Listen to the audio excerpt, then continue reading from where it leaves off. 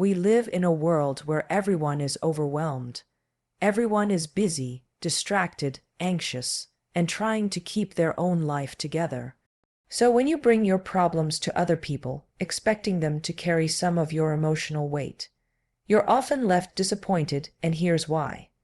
Most people are not emotionally available to handle your baggage. Not because they're bad people, but because they're focused on their own survival. That's the hard truth. People are wired to focus on their own needs, their own families, their own struggles. When you keep telling others your problems, hoping for deep empathy or real solutions, you might instead meet silence, detachment, or superficial advice. It's not because no one cares at all, but because no one has the capacity to care at the level you expect, and that distinction matters. You need to understand that emotional labor is expensive. Every time someone listens to your problems, especially repeatedly, it costs them time, focus, and emotional clarity. They start to feel drained. And if you're not actively working on those problems yourself, if you're just dumping emotions without doing anything about them, then you're turning conversations into therapy sessions that nobody signed up for. People begin to associate you with negativity. They pull back, they avoid your calls, they tune out.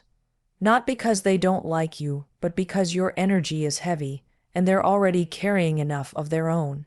This doesn't mean you shouldn't talk to anyone about what you're going through. It means you should be intentional. Choose 1 or 2 people you trust, not 10.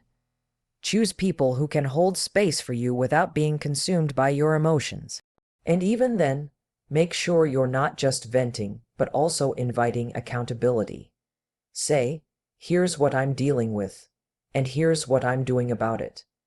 That shift changes everything, because now you're not just a victim. You're someone in motion, someone working toward change. People respect that. Ultimately, the responsibility for solving your problems rests with you. Everyone else is just a side character in your story. You are the main character. Stop outsourcing your emotional regulation. The truth is, no one is going to care about your problems more than you do. And if you don't step up and take ownership, nobody else will. When you understand that people are not built to carry your emotional weight, you'll stop expecting them to. And when you stop expecting it, you'll stop feeling let down by others, and you'll start stepping up for yourself. That shift in mindset is everything. It's where personal power begins. Because when you stop handing your problems to the world, hoping someone else will solve them, you free yourself to actually do something about them.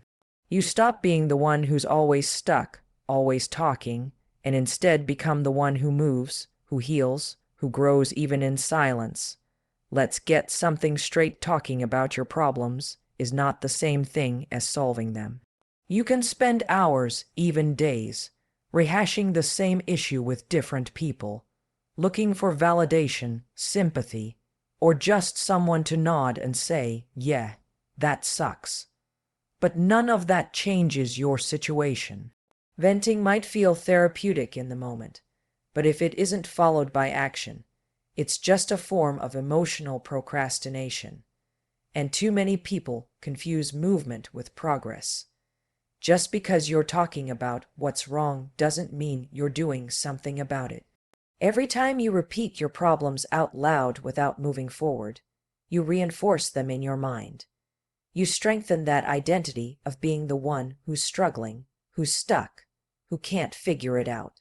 You dig yourself deeper into a mindset that says, this is hard and I don't know what to do, instead of saying, this is hard, but I'm doing something about it. That internal dialogue matters, because the more you focus on your problems, the more they expand. What you focus on grows. That's not just motivational fluff, it's neuroscience. Your brain will filter your world to match what you think about most.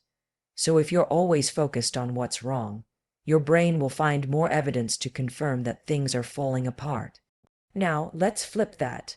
Let's say instead of telling 5 people how miserable you are, you sit down and write one page of solutions.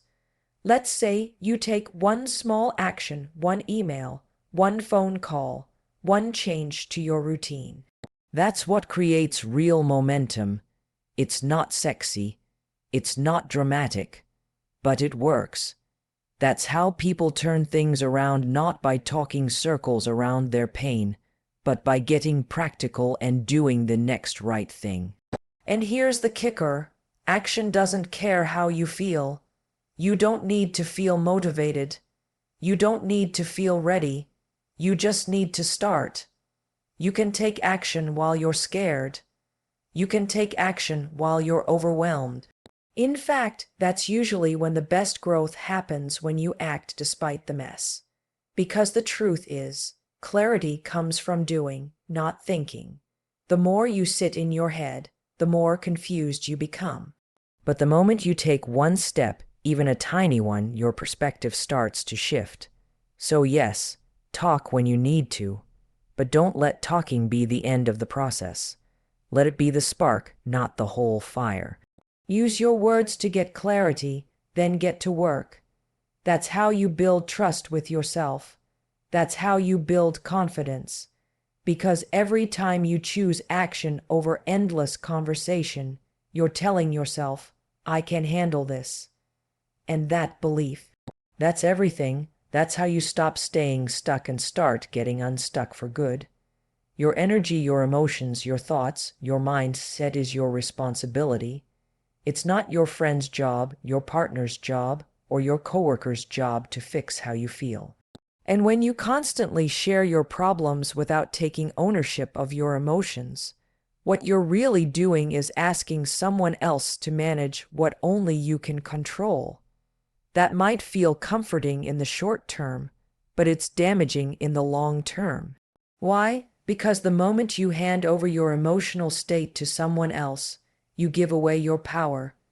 You're saying, I can't handle this, so you deal with it. The truth is, no one else is responsible for regulating your mood. No one else is obligated to pull you out of your emotional spiral. And the more you lean on other people to make you feel better, the less capable you become of doing it yourself. That doesn't mean you have to be emotionally numb or pretend everything is fine.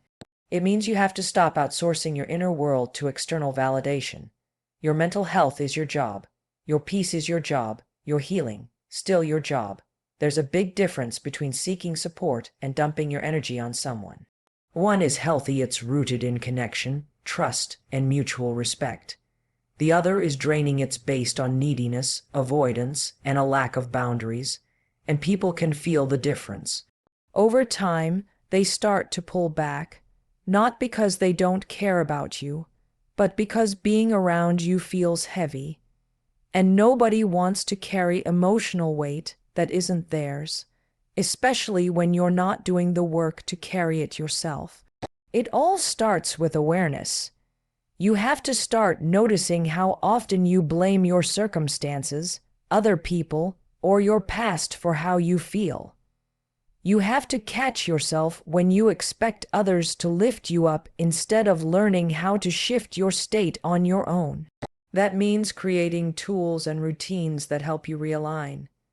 It could be something as small as taking a walk, journaling your thoughts, getting out of your environment, or doing a workout. It's not about forcing fake positivity. It's about choosing to shift from victim mode to leader mode in your own life. And the amazing thing is, when you take ownership of your energy, people notice. You become someone others want to be around because your energy no longer drains, it inspires. You're no longer the person who always needs help. You become the person who gives help because you've learned how to hold space for yourself first. Owning your emotional energy is one of the most powerful skills you'll ever develop. Because life isn't about controlling what happens, it's about mastering your response. And when you learn how to manage your emotions instead of dumping them on others, you stop being a passive participant in your life. You become the driver, and that's when everything starts to change. Pain is part of being human. It shows up in different forms: loss, failure, disappointment, rejection, burnout, and it's unavoidable. But the mistake most people make is treating pain like a permanent identity instead of a temporary signal. When you start believing that your pain defines who you are, you get stuck in it. You start saying things like, "I'm broken. This always happens to me," or "I can't catch a break." And you wear those thoughts like a name tag. But here's the truth: pain is not who you are. It's just a message. It's your body, your mind, your life saying, "Hey, something's off. Something needs to change." Pain isn't the enemy. It's the feedback. And when you ignore it or try to numb it by complaining or blaming others, it doesn't go away, it grows. It turns into resentment, bitterness, anxiety, or even depression. But if you can pause long enough to listen to what your pain is trying to tell you, you'll find direction. Pain points to what's broken, what's misaligned, what needs attention. It's not a sentence you have to live under forever. It's a signal inviting you to heal, to grow, to take responsibility for creating something different. The problem is that people get addicted to the attention pain brings. They share their problems over and over, not to find solutions, but to feel seen, to feel important, to get comfort. And that comfort becomes a trap. You start to depend on others to soothe your pain instead of addressing it. You tell your story again and again until the story becomes a cage. And suddenly, you're not a person who went through something hard, you're a person who has hard times. That mindset will keep you stuck for years. You need to shift from identification to observation. Instead of saying, "I'm anxious," say, "I'm noticing anxiety." Instead of "I'm a failure," say, "I'm feeling like I failed." That small mental shift puts distance between you and the pain. It helps you realize this is an experience, not your essence. And once you create that space, you can respond to the pain with intention. You can take action instead of being controlled by it. Healing doesn't mean pretending you're fine. It means you stop giving your pain the microphone. It means you stop leading every conversation with your wounds. You acknowledge what hurt, but then you move forward, you learn, you adjust, you get stronger. You don't deny what happened, but you refuse to let it define what happens next. Pain is a teacher, not a life sentence. Let it teach you. Let it wake you up. Let it move you into a version of yourself that's more aware, more intentional, more resilient. Don't carry it like a weight that holds you down. Carry it like a lesson that moves you forward. That's how you turn pain into power, and that's how you get your life back. Most people expect others to help them when they're hurting, lost, or overwhelmed. It's human nature. You want someone to see your struggle and step in.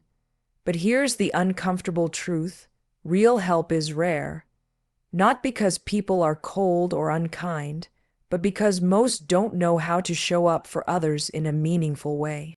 They're too distracted, too consumed by their own challenges, or simply not equipped to handle someone else's emotional complexity. And the sooner you accept that, the less disappointed you'll be when people don't come through for you. Waiting for someone to swoop in and fix your life is a dangerous game, because every time they don't, you feel more alone, more frustrated, more stuck.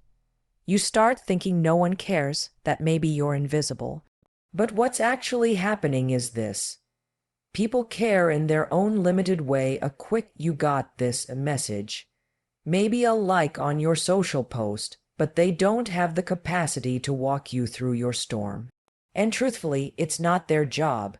Your healing, your progress, your comeback, that belongs to you. The problem is, society tells you that support is always available, that people should show up for you the moment you struggle. But reality is different. People can love you and still not know how to help you. They can mean well and still let you down. And that's not a reflection of your worth, it's a reflection of their limits. Understanding that helps you stop waiting for help that isn't coming and start becoming the help you need. You have to become your own support system.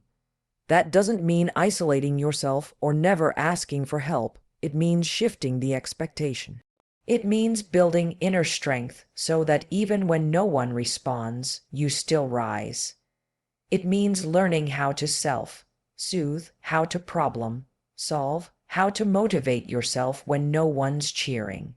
Because the truth is, the people who make real change in their lives are the ones who stop waiting and start doing. When you accept that real help is rare, you stop wasting time resenting those who don't show up. You stop looking at your phone waiting for someone to call. You stop feeling sorry for yourself when no one checks in. Instead, you start moving forward. You become resourceful. You read. You learn. You act. You build habits that support you. You make decisions that serve your future self. And ironically, when you stop needing people to rescue you, that's when the right ones start showing up, not because you need them, but because you've created a life and energy that draws support instead of begging for it. Strength attracts support, but neediness repels it. So stop assuming someone else will carry you through your dark season. Step into the discomfort, face it head on, and become the one who carries yourself. That shift will change everything.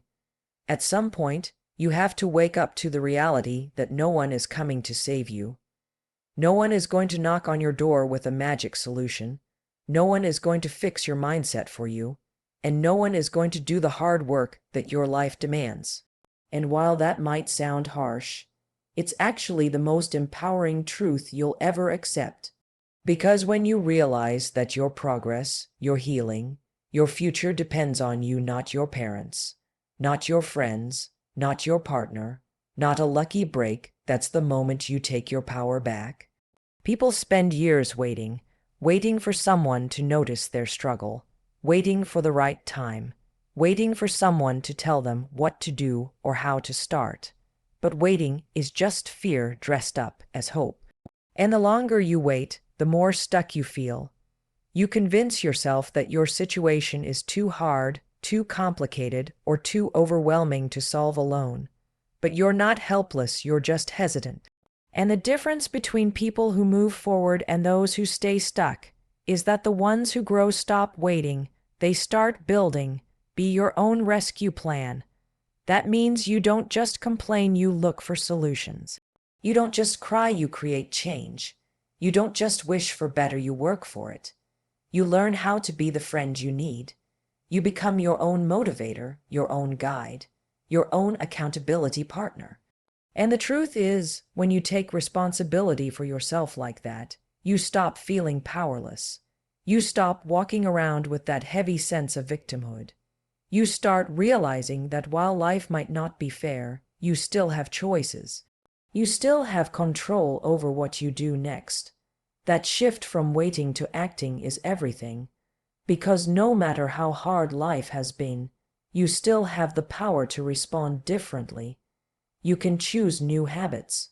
You can build new routines. You can change your environment. You can learn new skills. None of that requires permission. None of that requires rescue.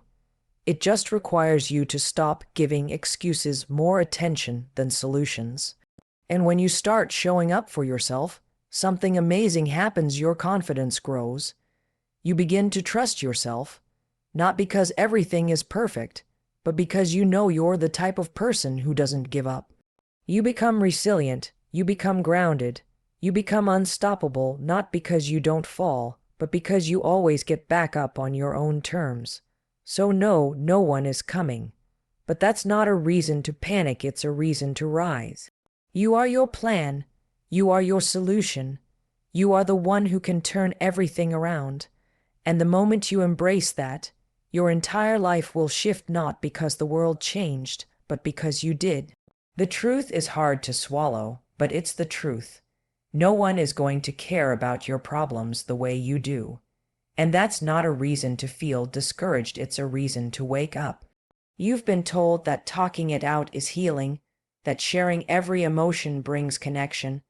But let's be honest, most people are too busy, too distracted, or too consumed with their own lives to offer you the support you're waiting for.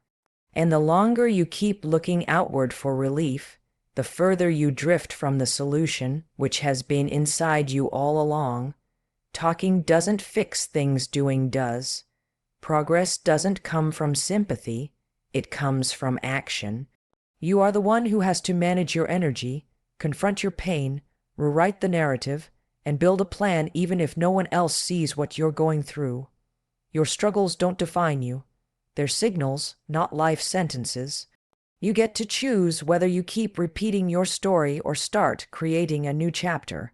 Yes, support is nice, but expecting the world to show up for you in the way you want is a losing game.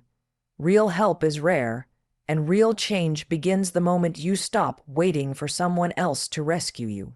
This is your life, your responsibility, your fight, and also your comeback. So stop telling everyone your problems. Start telling yourself the truth. You don't need permission. You don't need applause. You need courage. You need clarity. You need movement. Because at the end of the day, you're the one who gets to rise, not because someone saved you, but because you decided to save yourself. Now go do the work.